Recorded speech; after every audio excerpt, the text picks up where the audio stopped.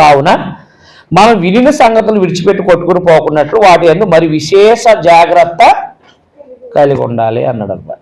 అది ఏవైతే విన్నారో దాని మాటలో విశేష జాగ్రత్త కలిగి ఉండాలన్నాడు. ఎందుకనగా దేవదూతల ద్వారా పలకబడిన వాక్యం స్థిరపరచబడినందున, దేవదూతల ద్వారా పలకబడిన వాక్యం ఏది? ధర్మశాస్త్రం.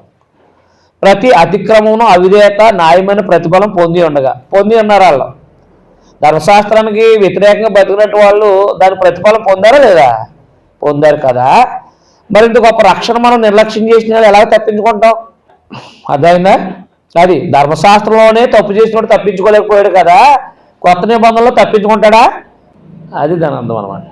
ఇంత గొప్ప రక్షణ మనం నిర్లక్ష్యం చేసిన ఎలాగో తప్పించుకుంటాం? అట్టి రక్షణ ప్రభు బోధించేత ఆరంభమైంది. మరి యేసుప్రభువారే కదా శిష్యులకు బోధించారు ఇటు రక్షణ గురించి.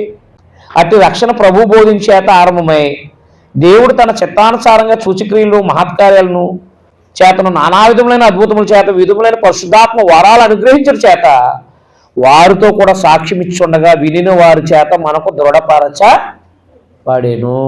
అది అద్భుతాలు ప్రారంభించబడిన సువార్త అది ప్రభు బోధించే చేత ప్రారంభించబడింది.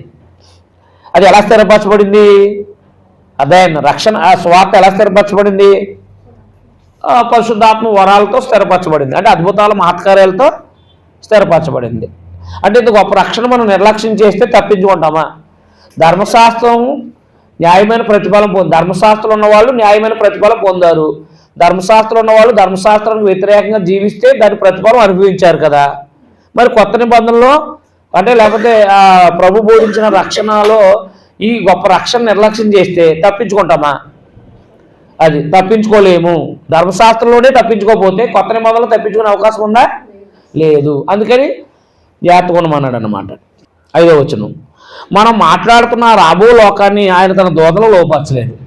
అపోస్తలుల 2వ అధ్యాయంలో మనం మాట్లాడుతున్న లోకం ఏది? పరలోకం. పరలోకాన్ని ఎవరు లోపరిచారు? దేవుడు. యేసుప్రభువు వారికా దేవదూతలుగా? అదే చెప్పాడు అక్కడ. దీన్ని బట్టి సుందర గారు ఏమో జగత్తుకు ముందు దేవదూతలు మాకు లోపరచలేదా, మాకు లోపరచలేనందువల్ల మేము మీకు తిరిగిపడుతున్నామని చెప్పేసి పడిపోయారని ఈ మాట తీసుకున్నాడు.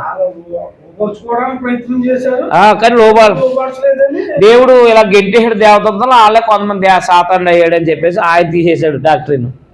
కానీ ఇంతకీ మాట్లాడుతున్నా 1వ అధ్యాయాన్ని బేస్ చేసి మాట్లాడుతున్నారు. 1వ అధ్యాయంలో దేవదూతలకి పరలోకాన్ని లోపరచలేదు, అదే యేసుప్రభువుకి లోపరచాడని చెప్పడానికి అది అన్నాడు ఆ మాట. మనము మాట్లాడుతున్న రాబో లోకాన్ని ఆయన దూతలకు లోపరచలేదు, ఆయన దూతలకి. అంటే దేవదూతల్లో ఎవరిని కూడా ఎట్టలేదు రాజుగా. దేవదూతలను ఎవరిని కూడా పరలోకాన్ని లోపరచలేదు. అందుకని పరలోకంలో ఉండకుండా గెంటేయలేదు, అధికారం ఇవ్వలేదు. అది లోపరచలేదంటే అర్థం ఏంటి? అధికారం ఇవ్వలేదని అర్థం. పుస్తకాలు తెలియకపోతే చూసారా, పుస్తకాలు దాని ఆర్డర్లో తెలియకపోతే కనుక ఎన్ని అబద్ధ ప్రసంగాలు వస్తున్నాయి చూసారా. నేను అర్థమైందా అర్థం అవ్వలేదా? మీరు బిగిసిపోయారేంటి?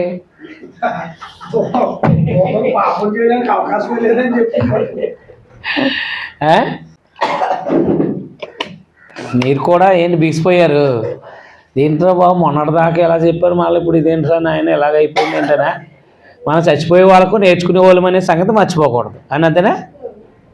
క్రైస్తవులైన మనము లేదా స్వార్థికులైన మనము ఎప్పుడు దాకా నేర్చుకోవాలి? చనిపోయే వరకు నేర్చుకోవాలి.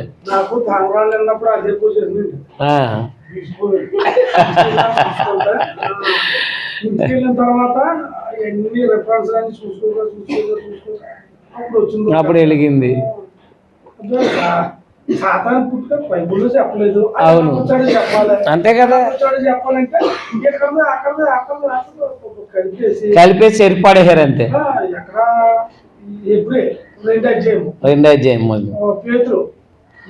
యోధ వేసారు. ప్రకటన 12వ అధ్యాయము యెషయా ఇది ఒక సాతాను సృష్టి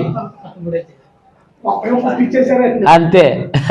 అది ఆ సందర్భంలో మా ప్రవక్త గ్రంథాలు చదువుతున్నప్పుడు బబులోను రాజు కోసమా, తూరు రాజు కోసమా అని అర్థమైంది. ప్రవక్త గ్రంథాలు చదివినప్పుడు అప్పుడు దాకా అర్థం కాదు. అంతే, ప్రవక్త గ్రంథాలు అయ్యాక అర్థమవుతుంది. మళ్ళీ అప్పుడప్పుడు ఒక రోజు ఎగ్గొట్టేస్తే అసలు అర్థమవుదు.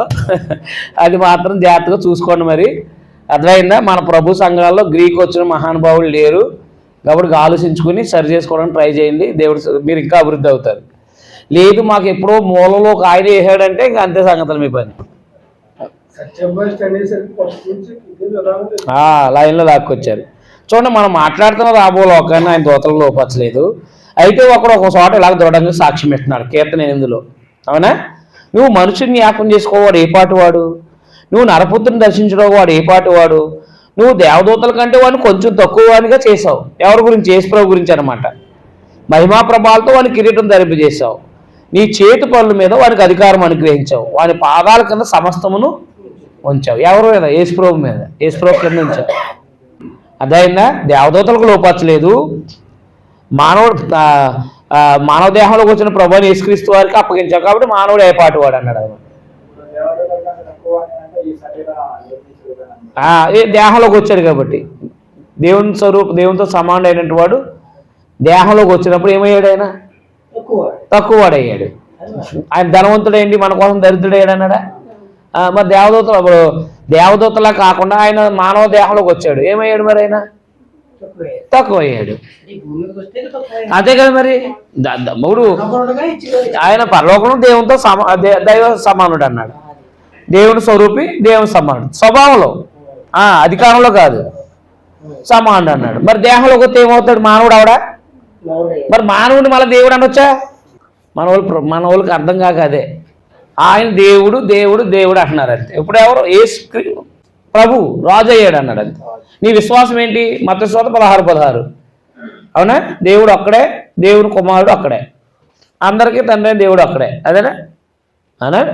ఎఫెసీయులకు 4:4 దేవుడు అక్కడే, ప్రభు అక్కడే, ఆత్మ అక్కడే, విశ్వాసం అక్కడే, నిరీక్షణ ఒకటే, అందరికీ తండ్రి దేవుడు అక్కడే అన్నాడు అన్నమాట. మరి మనమేమో దేవుడు తండ్రి దేవుడు, యేసు కుమారుడైన దేవుడు, పరిశుద్ధాత్మ దేవుడు అంటే ఎక్కడ ఉంది బైబిల్లో? కాబట్టి ఎంతవరకు మాట్లాడిందో గ్రంథం అంతవరకు మనం మాట్లాడడం మంచిది. కాబట్టి నువ్వు మానవ దేహంలోకి వచ్చిన ఒకరిని ఇలా చెప్తున్నావు కాబట్టి లాభో లోకాన్ని మానవుడికి అప్పు చెప్పావు అన్నాడు అంతే. ఎవరై మానవుడు అంటే యేసుప్రభు వారు. 8వ ఆయన సమస్తమును వారి పాదాలకు లోపరిచినప్పుడు వానికి లోపరచకుండా దేన్ని విడిచిపెట్టలేదు. అదే ఆయన మరి సమస్తం ఆయన పాదాల కింద ఉంచాడన్నారు కదా. ఎఫెసీయులకు 1:22 కూడా అదే చెప్పాడు కదా. ప్రస్తుతం మనం సమస్తము వానికి లోపరచబడుట ఇక్కడ చూడలేదు. కానీ ఎవరైనా యేసుప్రభువుకు సంపూర్ణంగా లోపడిందా? ఏది? మా ఆత్మీయ మరణం అనేది ఇంకా లోపరచలేదు. అందుకే నువ్వు నా కుడిపార్శ్వన కూర్చుని ప్రభు నా ప్రభుతో సెలవిచ్చాడు అన్నాడు కదా దావీదు 110వ కీర్తనలో. నీ శత్రువులందరినీ పాదపీఠం చేయ వరకు, అంటే యేసుప్రభు వారి యొక్క శత్రువులందరినీ దేవుడు యేసుప్రభు పాదాల కింద చేర్చే వరకు నువ్వు పరిపాలన చేస్తూ ఉండాలన్నాడు. కడపడి నశింపజే శత్రువు ఎవరు? 2 కొరింథీ పత్రిక, 1 కొరింథీ పత్రిక. ఎవరు కడపడి నశింపజే శత్రువు? ఎవరు? మరణం, ఆత్మీయ మరణం. లోబడితే యేసుప్రభు వస్తేనే కదా ఆత్మీయ మరణం లోబడేది. అప్పుడు దాకా పరిపాలన చేయాలి. అందుకే ఇక్కడ ఏమన్నాడు? ప్రస్తుతమందు మనం సమస్తము వానికి లోపరచబట్టు ఇంకనూ చూడలేదు. కానీ ఎవరికి? యేసుప్రభు వారికి. దేవుని కృప వలన ఆయన ప్రతి మనుషుని కొరకు మరణం అనుభవించినట్లు. ఎవరు? చూడండి అక్కడ, దేవుని కృప వలన ఆయన ప్రతి మనుషుని కొరకు మరణం అనుభవించినట్లు, మరణం రుచి చూసినట్లు దూతల కంటే కొంచెం తక్కువ వాడిగా చేయబడిన యేసు. ఎవరికంటే తక్కువ చేయబడ్డాడంటే? దేవదూతల కంటే తక్కువ వాడిగా చేయబడిన యేసు మరణం పొందినందున అంతే మహిమా ప్రభావాలతో కిరీటం ధరించిన వాడిగా ఆయన చూస్తున్నాం. కిరీటం ఎప్పుడు ధరించాడు? అపోస్తలుల 2వ అధ్యాయంలో అధికారం పొందినప్పుడు. ఎవరి నిమిత్తము సమస్తం ఉన్నవో? ఎవరి నిమిత్తం ఉన్నాయి? దేవుని నిమిత్తం ఉన్నాయి. ఎవరి వల్ల సమస్తం కలుగుతున్నావో? ఆయన అనేకులైన కుమారులను మహిమ తెచ్చుచుండగా వారి రక్షణ కర్తను శ్రమల ద్వారా సంపూర్ణం చేయటకు ఆయనకు తగును. ఎవరికి? తండ్రికి. ఎవరిని? రక్షణకర్త అని యేసుప్రభు వారిని అనమాట. పరిశుద్ధపరచు వారికి, పరిశుద్ధపరచబడి వారికి అందరికీ ఒకటే మూలం. ఆ హేతు చేత వారిని సహోదరులను పిలుచుకు ఆయన సిగ్గుపడక. కీర్తన 22:22 నీ నామమును నా సహోదరులకి ప్రచురించబడును, సమాజం మధ్య నీ కీర్తిని గానం చేతును అని. అదైందా? మరియు నేను ఆయన నమ్ముకొని ఉందును అని యెషయా గ్రంథం 8:17 18లో చెప్పాడు, ఇదిగో నేను నీ దేవుడు నాకు ఇచ్చిన పిల్లలు అన్నాడు అక్కడ. కాబట్టి ఆ పిల్లలు రక్త మాంసం గలవారైనందున, ఎవరాళ్ళు? క్రైస్తవులు అందరూ ఎవరు? రక్త మాంసంలో ఉన్నారు. ఆ రక్త మాంసంలో ఉన్నందున ఆ పిల్లలు రక్త మాంసం గలవారైనందున, దేహాల్లో ఉన్నందువలన ఆ ప్రకారమే మరణం యొక్క బలం గలవాడిని అనగా అపవాదిని మరణం ద్వారా నశింపజేయటానికి జీవితకాలం అంతా మరణ భయం చేత దాస్యానికి లోబడిన వారిని విడిపించటకు ఆయన కూడా రక్త మాంసంలో యేసుప్రభు ఎందుకు వచ్చారు ఈ లోకానికి? దేవదూతల కంటే ఎందుకు తక్కువ చేయబడ్డారు ఆయన? దేవదూతల కంటే యేసుప్రభు ఎందుకు తక్కువ చేయబడ్డారంటే అదైన వారిని దేవునికి మహిమ తెచ్చే, అంటే దేవునికి మహిమ తేవటానికి, అనేకులైన కుమారులు మహిమ తేవటానికి ఆయన అయ్యారు. అపవాదిని నశింపజేయటానికి ఆయన దేహంలోకి వచ్చారు. అదైన తర్వాత ఆ మరణం ఆత్మీయ మరణం నుండి విడిపించడానికి యేసుప్రభు వారు దేహంలోకి వచ్చారు. అదైనా అది కాబట్టి అక్కడ అన్నాడు అనమాట, జీవితకాలం అంతా మరణ భయం, ఏది ఆత్మీయ మరణ భయం చేత దాస్యానికి లోబడిన వారిని విడిపించడానికి ఆయన కూడా రక్త మాంసాల్లో పాల్గొడు. యేసుప్రభు ఈ లోకానికి ఎందుకు వచ్చాడంటే అపవాది నుంచి, మరణ భయం నుంచి విడిపించడానికి ఆయన రక్త మాంసాల్లో పాలువాడు కావాల్సి వచ్చింది. యేసుప్రభు ఎందుకు వచ్చారో చెప్పాడు అన్నమాట. ఏలయనగా 16 వచనం, ఏలయనగా ఆయన ఎంత మాత్రమును దేవదూతల వలె ధరించుకొనక అబ్రహాం యొక్క సంతాన స్వభావాన్ని ధరించుకున్నాడు. అంటే అర్థం ఏంటి? మానవ దేహంలోకి వచ్చాడని. దేవదూతలాగా రాలేదు. మీకు అర్థమైందా? దేవదూతలాగా రాలేదు. అబ్రహాం యొక్క సంతాన స్వభావం ఏంటి చెప్పండి? అంతే. అబ్రహాం సంతానం ఎవరు? మానవ దేహమేనా? మానవ దేహంలోకి వచ్చాడు. ఎవరిలాగా రాలేదు? దేవదూతలాగా రాలేదు. యేసుప్రభు ఎలా రాలేదు? దేవదూతలాగా రాలేదు. దేవదూతల స్వభావం ధరించుకోలేదు ఆయన. నేను అర్థమవట్లేదా? దేవదూతల వల్లే రాలేదు. అబ్రహాం సంతాన స్వభావాన్ని ధరించుకున్నాడు. ఎందుకంటే అబ్రహాం సంతాన వంశస్థులకు సహాయం చేయడానికి వచ్చాడు అన్నాడు అన్నమాట. కాబట్టి ఆయన అన్ని రకాలుగా తన సోదరుల అవ్వాల్సి వచ్చింది. ఎవరిలాగా? అబ్రహాం సంతానంలో ఎవరు సోదరులే కదా అలా అవ్వాల్సి వచ్చింది. ప్రజల పాపాల కోసం ప్రాయశ్చిత్త బలిని అర్పించేందుకు వీలుగా దేవుని పనిని కరుణతో విధేయతతో చేసే ప్రధాన యాజకుడు కావడానికి ఆయన ఇలా అవ్వాల్సి వచ్చింది.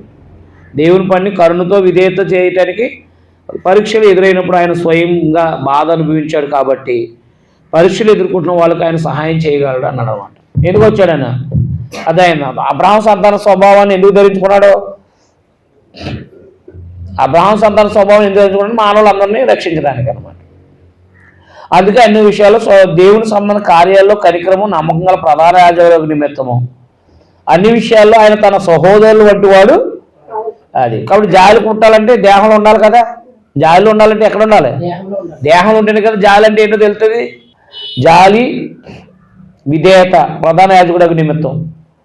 అదే ఆయన దేవుని సంబంధమైన కార్యాల్లో జాలిపడి విధేయతతో చేయటానికి ఆయన ప్రధానం. అంటే యేసుప్రభు లోకానికి ఎందుకు వచ్చారంటే అనేక మంది కుమారుల్ని దేవుని దగ్గరికి తేవటానికి, అనేక మంది అంటే అపవాదిని నశింపజేయటానికి, పాపం నుంచి విడుదల చేయటానికి, ప్రధాన యాజకుడు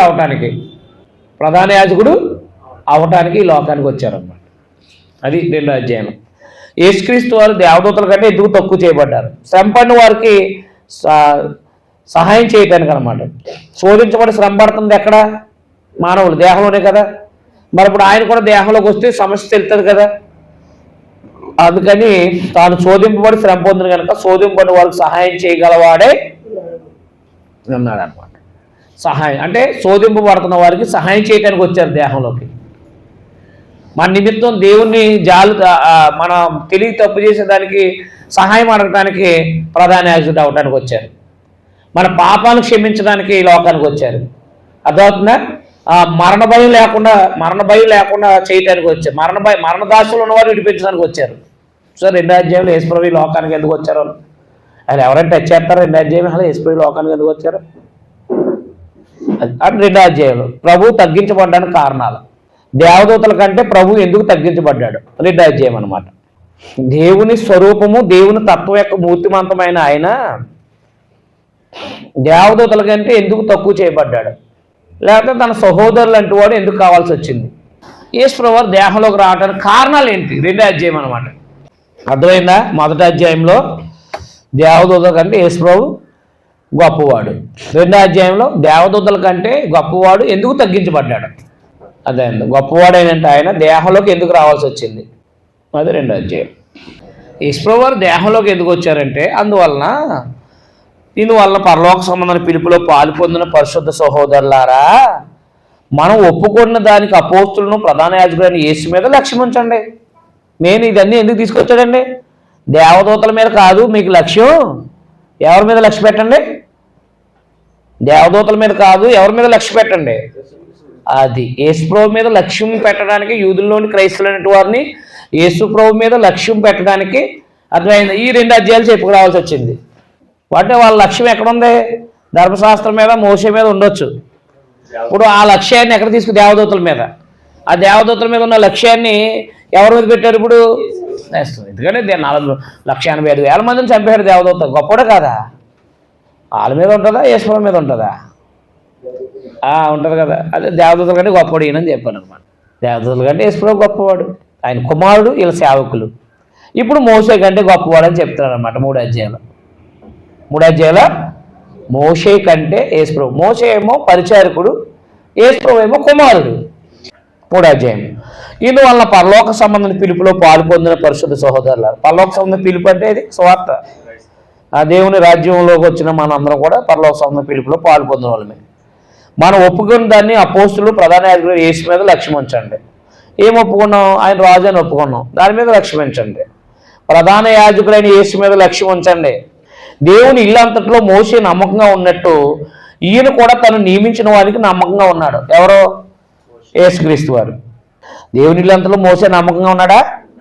యేసుప్రభు వారు కూడా ఎలా ఉన్నాడో? నమ్మకంగా ఉన్నాడు. దేవుని ఇంట్లో, సంఘంలో ప్రతి ఇల్లు ఎవడైనా ఒక చేత కట్టబడును, సమస్తము కట్టినవాడు దేవుడే. ఇప్పుడు మరి ఇది ఎవరికి ఆపాదించబడుతుంది? సమస్తం కట్టినవాడు దేవుడే అన్నాడు కదా. దేవుడికే. సృష్టి చేసినోడు దేవుడే, సంఘం మానవుని పరిశుద్ధుడిగా చేసింది కూడా దేవుడే ప్రభుని బట్టి. ఇల్లు ఎవరిది? సంఘం ఎవరిది? దేవుందా కాదా? మరి కట్టింది ఎవరు? కట్టింది ఎవరు? దేవుడు కదా.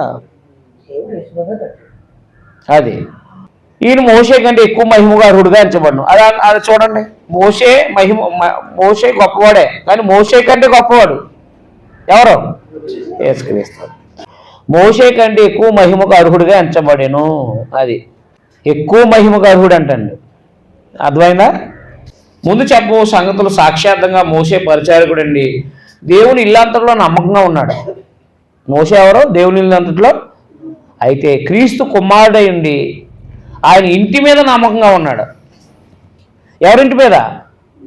దేవుని ఇంటి మీద, సంఘం మీద నమ్మకంగా ఉన్నాడు.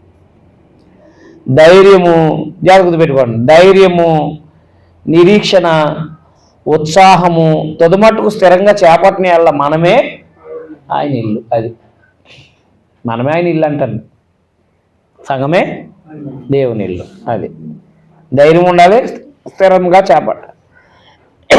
నిరీక్షణ, ధైర్యము, నిరీక్షణ, ఉత్సాహం స్థిరంగా స్థిరపట్టి చేపట్టిన మనమే ఆయన ఇల్లు. కాబట్టి మోషే ఏమో పనోడు, యేసుప్రభు ఏమో కుమారుడు. అది అర్థమైంది? అర్థమలేదు ఇక్కడికి? రైట్. ఏం డౌట్లు ఉన్నాయా? డౌట్ ఉంటే అట్నే అడిగేయండి, దాన్ని ఏం లేదు. ఇప్పుడు పరిశుద్ధ ఆత్మ ఇట్లు చెప్తున్నాడు. ఏమని చెప్తున్నాడు? ఎవరు విశ్రాంతిలో ప్రవేశించిన వాళ్ళు, కానాన్ దేశంలో భౌతికమైన విశ్రాంతిలోకి ప్రవేశించలేని వాళ్ళు ఆత్మ సంబంధమైన విశ్రాంతిలో కూడా ఏమవలేదు. ఎందుకు చెప్పాడు అనమాట సమస్య.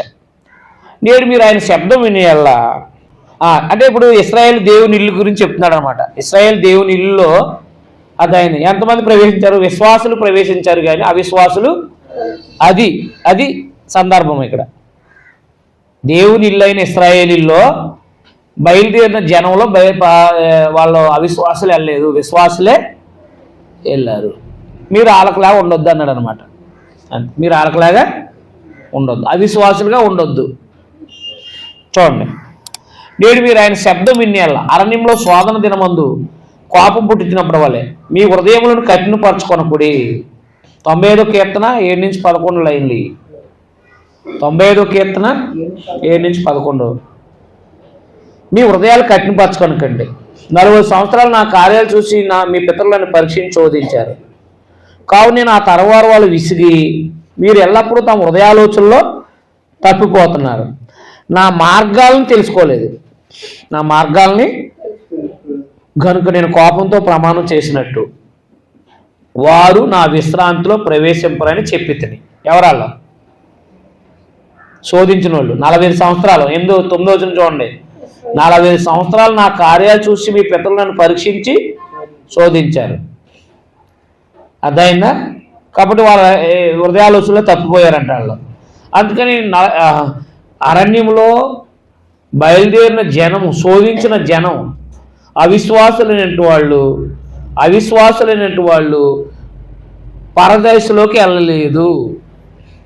నా విశ్రాంతి అంటే ఏంటి ఇక్కడ? అది నా విశ్రాంతి అనే మాట 11వ వచనం చూడండి. నేను కోపంతో ప్రమాణం చేసినట్టు వారు నా విశ్రాంతిలో ప్రవేశింపరని చెప్పేశాడంట ఆనాడే. వీళ్ళు పరదేశకు రారు అని చెప్పేశాడంట ఆయన. ఎవరిని? అవిశ్వాసులు అదే ఆయన అవిశ్వాసులు పరలోకానికి రారని చెప్పేశాడంట ఆయన.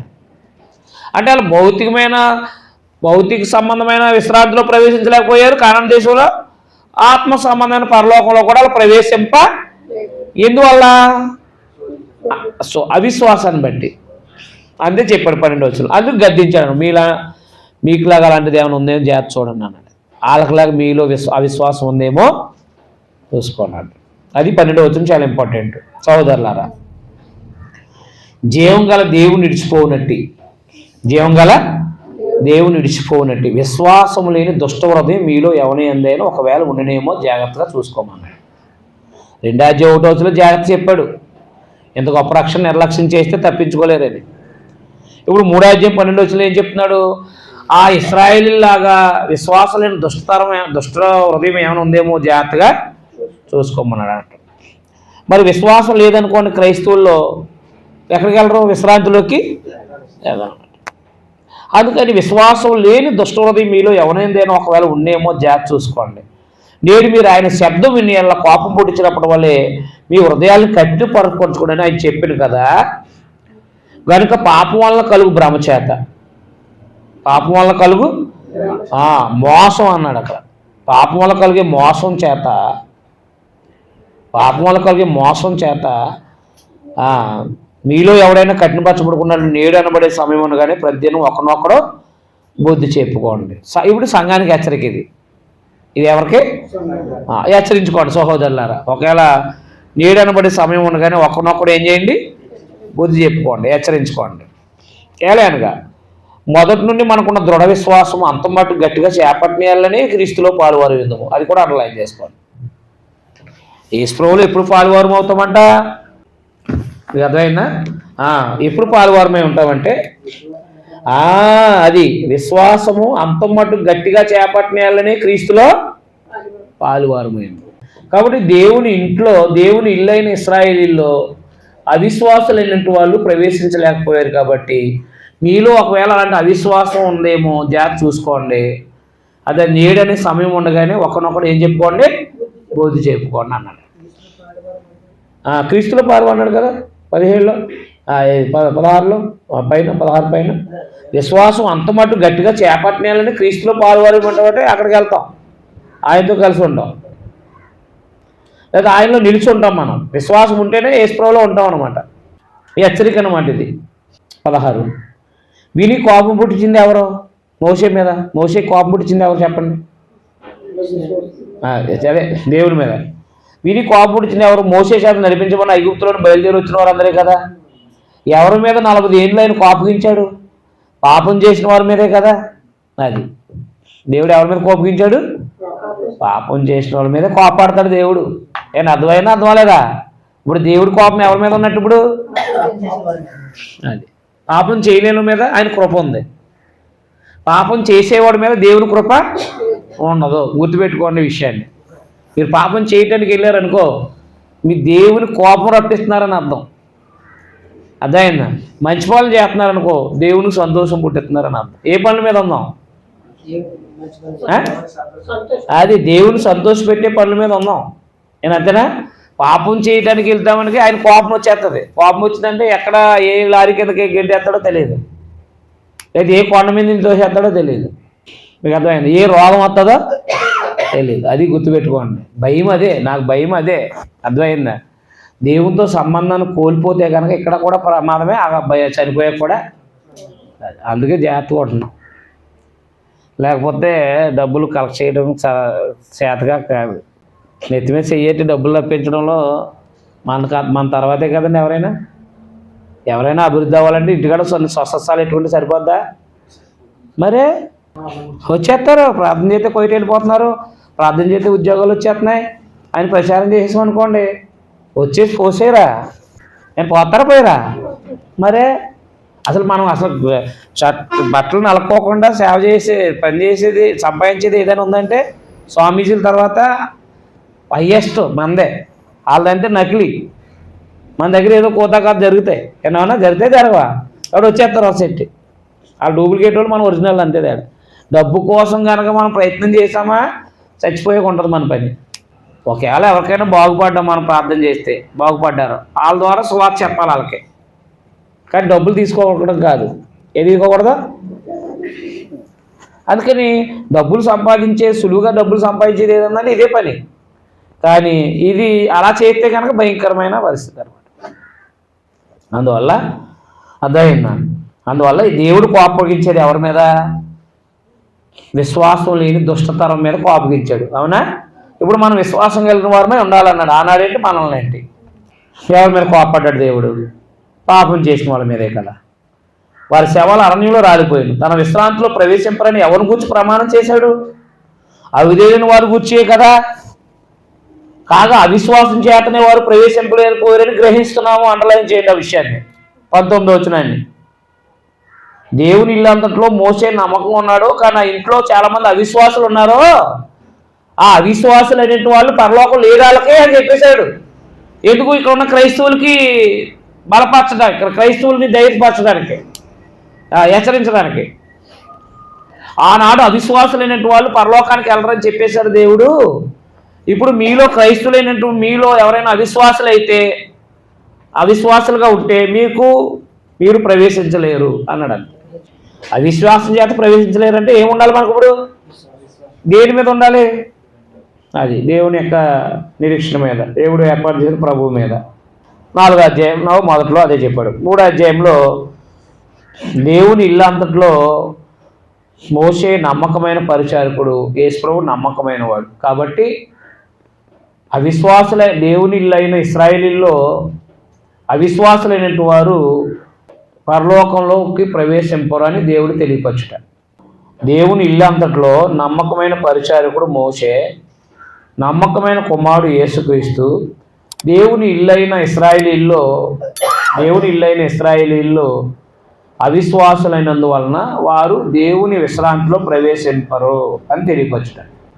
దేవుని ఇంట్లో దేవుని విశ్రాంతి అంటే పరలోకం అని బ్రాకెట్లో పెట్టుకోండి. అవిశ్వాసులు పరలోకానికి వెళ్ళరు. ఓ మాటలో చెప్పాలంటే దేవుడు ఉన్నాడు నమ్మి ఆయన ఫలం దయచేస్తాడని నమ్మి వెళ్ళాలి కదా ఎదరికే. కాబట్టి హెచ్చరిక చేశాడు అనమాట. అలాంటి వాళ్ళు మీలో ఎవరు ఉన్నారేమో జాగ్రత్త చూసుకోమన్నాడు. అవిశ్వాసులైన మీలో ఎవరు ఉన్నారేమో జాగ్రత్తగా చూసుకోమన్నాడు.